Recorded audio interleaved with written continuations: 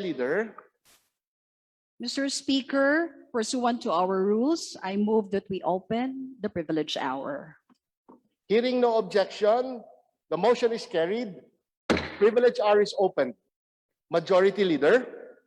Mr. Speaker, I move that we recognize the gentleman, our Deputy Speaker from the 1st District of Ilocos Sur, Representative Geogracias Victor D.V. Savellano, for his privilege hour. I so move, Mr. Speaker.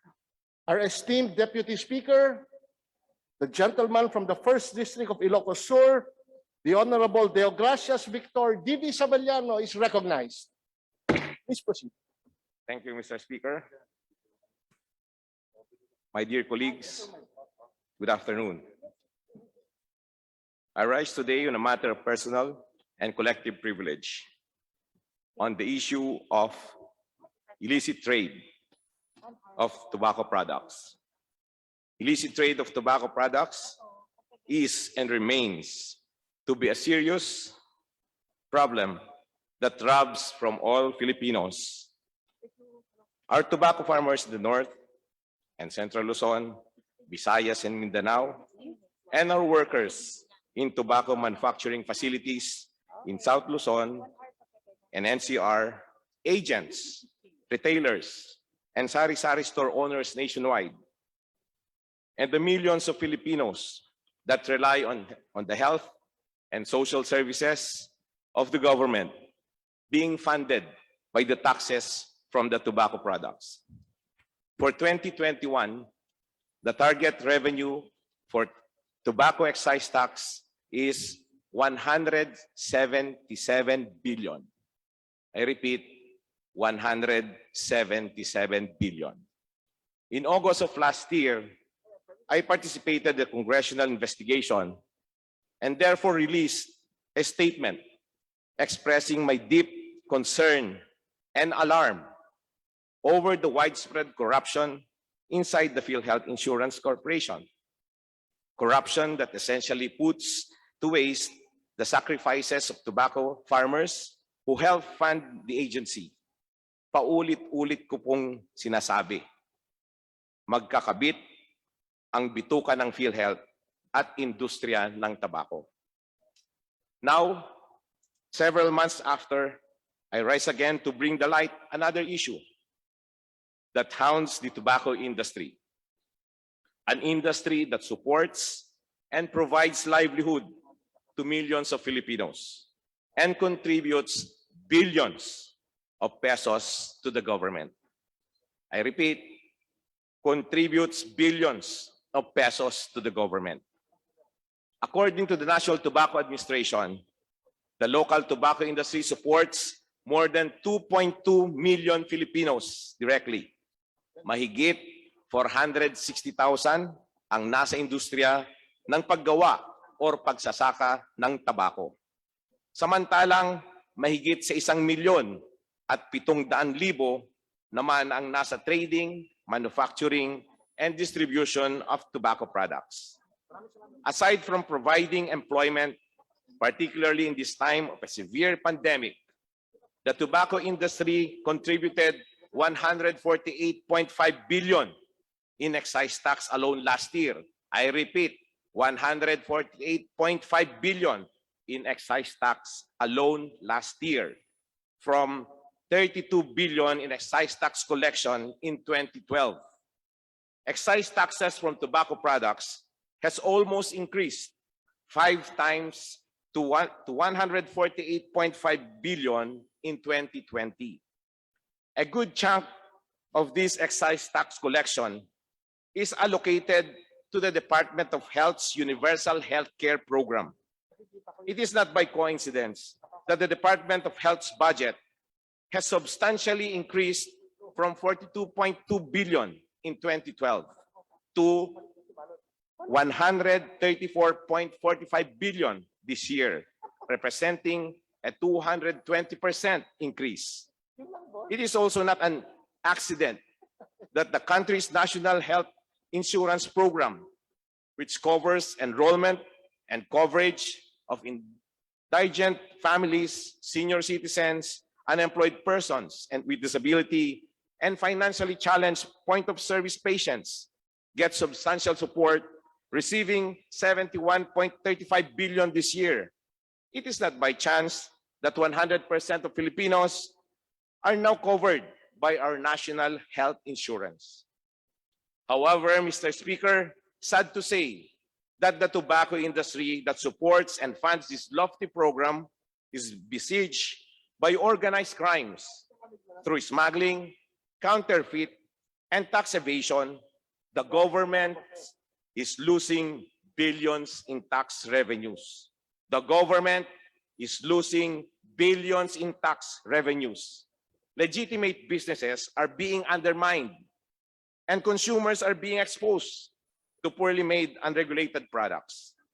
In 2018, the Intellectual Property Office of the Philippines released a report wherein the government seized 23.6 billion worth of pirated and counterfeit goods, most of which were cigarettes, marking its largest haul in a decade. Fake cigarettes seized were valued to 20.25 billion, or almost 86% of the total counterfeit goods. The following year, 2019, the Bureau of Customs seized 20.58 billion worth of smuggled goods. Of the seized goods, the BOC said it was able to apprehend 2.67 billion worth of cigarettes and tobacco products. In 2020, the BOC successfully seized again an estimated of 9.746 billion worth of smuggled goods. Surprisingly or unsurprisingly, over half of which were tobacco products, amounting to 5.217 billion. In his report to Finance Secretary Carlos Dominguez III, Customs Commissioner Ray Leonardo Guerrero said that BOC apprehended smuggled cigarettes and other tobacco products in 150 of the 792 operations conducted by the Bureau in various ports for the year. For the first 5 months of this year, BOC was able again to confiscate 759.89 million worth of cigarettes, smuggled cigarettes, and tobacco products. Second, only to counterfeit general merchandise. In spite of the pandemic, the strict community restrictions and border controls and the government is losing millions and billions of pesos from the illicit tobacco products. Cigarette smuggling is quite a lucrative business, Mr. Speaker. One container van will have approximately 1,000 master cases with 50 to 10 pack cartons per master case. We have 500,000 packs of cigarettes per 40-footer container at 56 pesos excise tax and VAT. That is 28 million pesos in lost government revenues per container van. The cheapest illicit brands in the market sell at 35 pesos per pack. Obvious na illegal kasi mas mababa pa ang 56 pesos excise plus VAT. Assuming the cost of 1 pack smuggled cigarettes in pesos, 5 pesos, multiplied by 500,000 packs per 40-footer, the investment made by smugglers is 2.5 million per 40-footer container van. Sa makatuwid, magpasok si smuggler ng 7 containers, kung nasabat ang 6 at isa ang makakalusot, may kita pa rin siya. Thus, in the last 3.5 years, Mr. Speaker, illicit tobacco products top first or second among the smuggled goods seized by the Bureau of Customs. Billions of pesos in taxes and investments are lost and undermined. Billions of pesos that could have augmented the government's fight against COVID-19 pandemic. In fact, Mr. Speaker, our very own economic expert, Representative Joey Salceda, the chairperson of the Ways and Means Committee, has stated that the Philippine government is losing 30 billion annually from cigarette smuggling alone. Thus, I allow the honorable gentleman and representative of the 2nd District of Albay that the men and women of the House Committee on Ways and Means for continuously fighting the good fight against illicit trade.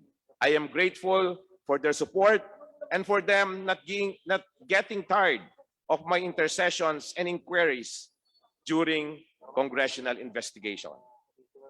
I would also like to take this opportunity to formally acknowledge the efforts of the BIR leadership and the BIR strike team, the BOC leadership, CIIS and EES, the Philippine National Police, the Armed Forces of the Philippines, the National Bureau of Investigation, and other law enforcement agencies that have continues to serve the nation by combating smuggling and other forms of illicit trade. For the information of this August body, Mr. Speaker, I would like to highlight some of the recent major enforcement of our government agents. Last January 18, 2020, the BOC seized counterfeit cigarettes from a warehouse in Nueva Ecija and arrested 20 Chinese nationals and 100 Filipinos suspected to be behind the illegal operation.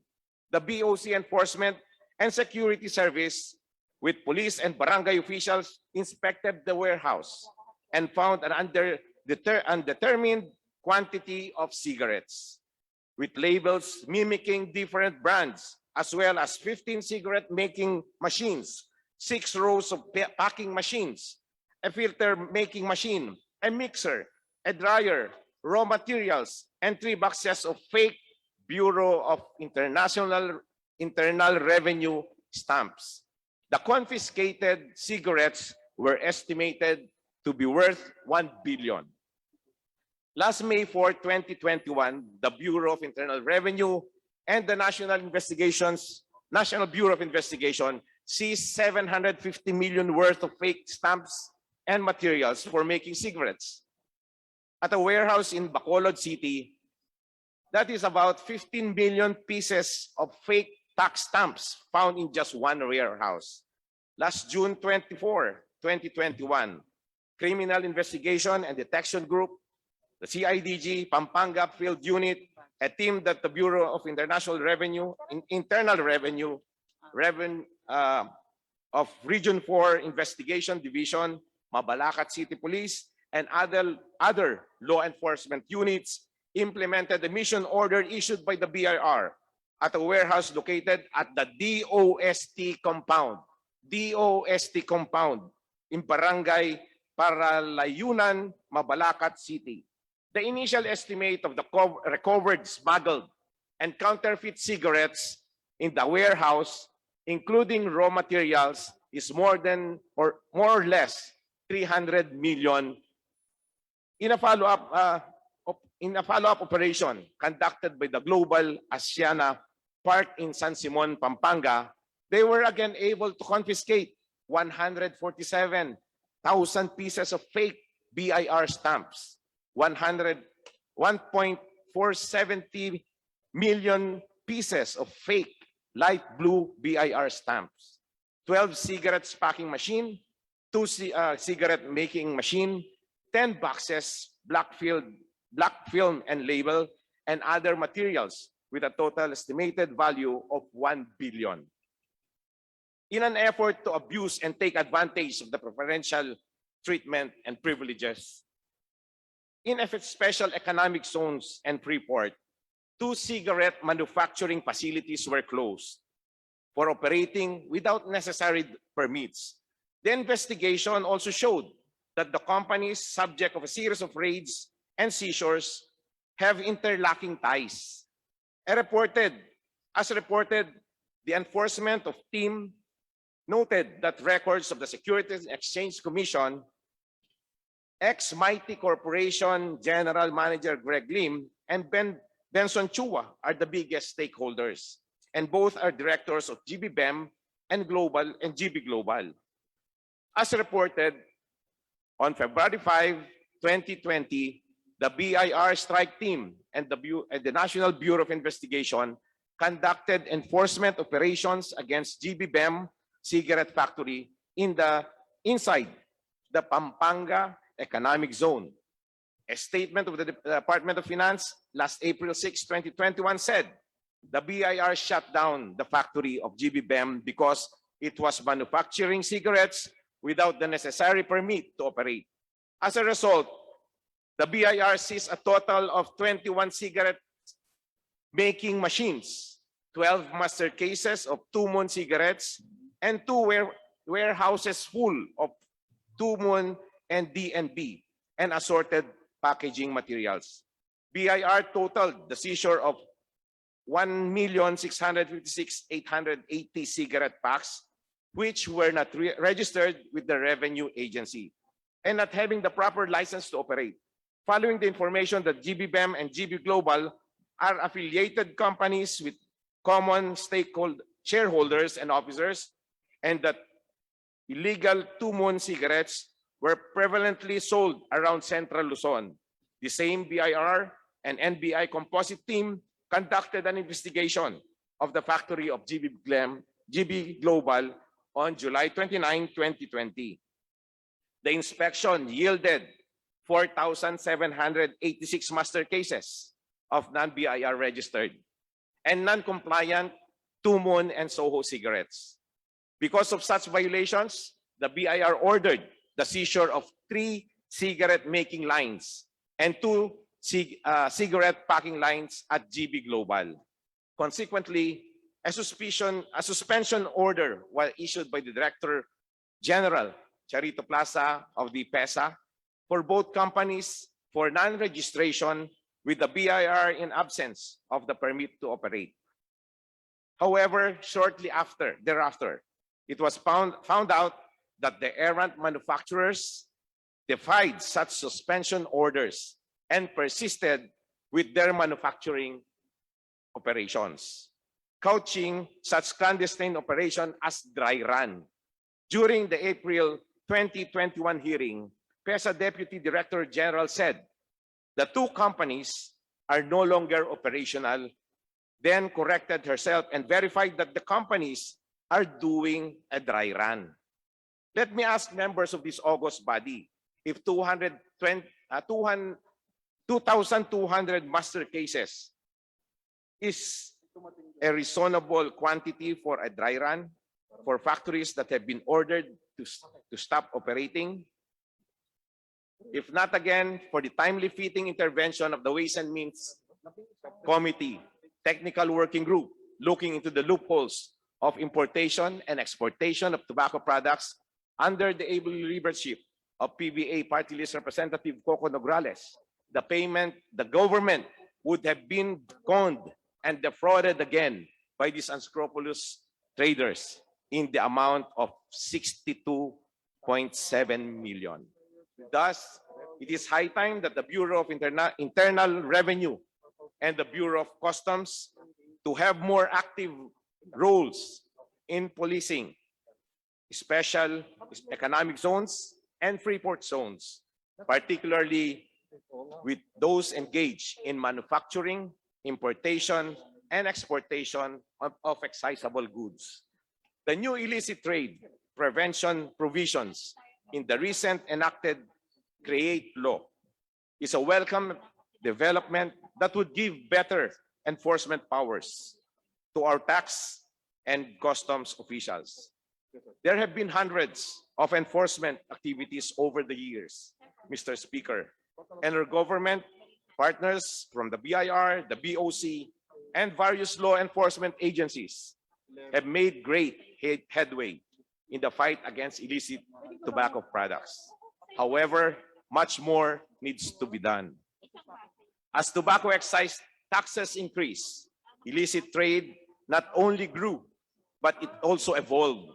Mr. Speaker, my colleagues, the excise tax on cigarettes has increased 9 times in the same year, in the same number of years. Excise taxes has increased substantially from 2.7 pesos per pack in 2012. Excise tax is now at 50 pesos per pack. This represents a 1.751% increase. No, 1,751% increase. As a consequence, illicit trade incidents shoot up from 6.5% in 2012 to 13.2% last year.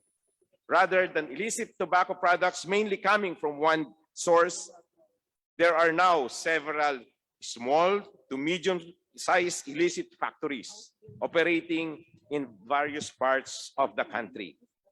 During enforcement, it has been observed, and several of these factories are principally operated by foreign nationals. Based on the available data shared with the House Committee on Ways and Means, the number of illegal factories manufacturing cigarettes are increasing. From 2 illegal factories raided in 2016 and 2017, there were 7 factories raided in 2018. An alarming 12 factories were raided in 2019, and another 7 factories in 2012. We also received confidential reports that vessels sailing into the Philippines do not dock at ports anymore, but stop a few kilometers from our shores. Small feeder boats then drive up to load 100 to 300 master cases of cigarettes that are then smuggled into our porous borders. Some boats turned off their automatic identification systems to evade detection by radar systems. I would like to reiterate my call of the passage of House Bill number 7272, which this representation has filed. House Bill 7272 aims to further deter illicit trade by, number 1, increasing penalties for those engaged in tobacco smuggling with excise tax and VAT payable amounting to 50 million, treating as such a large-scale agricultural smuggling or economic sabotage, with a fine of at least 100 million and imprisonment to 30 to 40 years. Number 2, summary proceedings and immediate destruction of seized tobacco products to avoid its being pilfered, or an untimely finding its way back to the domestic market. Number 3, creation of a permanent special task force in both the BIR and BOC to fight illicit trade, with adequate funding in the annual appropriations of at least 200 million each to the BIR and Bureau of Customs. Number 4, for the BIR and BOC to exercise regulatory authority over excisable goods produced, stored, or kept in areas deemed and managed as separate customs territories, such as special economic zones and free port zones. Number 5, for the BIR to strictly implement the need for exporters ban, especially at the SEZs and free port zones. Number 6, treating illicit trade of tobacco products valued to 50 million or more as non-viable offense, with the immediate detention of foreign nationals without benefit of bail from the time of arrest, or voluntary surrender or deportation until acquittal or service of sentence. And 7, summary proceeding and confiscation of vehicles used to transport smuggled goods. Further, Mr. Speaker, I would like to seek the assistance of BIR, the DOF, the DTI, and the local government units to denormalize the illicit trade of tobacco products at the distribution, retail, and consumer levels. Legally, consumers, sari-sari stores, most of which are micro, small, and medium-sized enterprises, are unsuspectingly cheated by illicit traders, with their hard-earned money possibly being siphoned to fund other organized crimes. We need a paradigm shift to denormalize illicit products. These products are not acceptable as it cheats the consumers through low-quality products, exposes the retailers to a risk and the government of revenues. I asked the BIR, DOF, DTI, and LGUs to come up with a joint campaign against illicit tobacco products. The BIR and the DOF should publish the known registered and unregistered brands of tobacco products sold in other countries to properly guide consumers and store owners.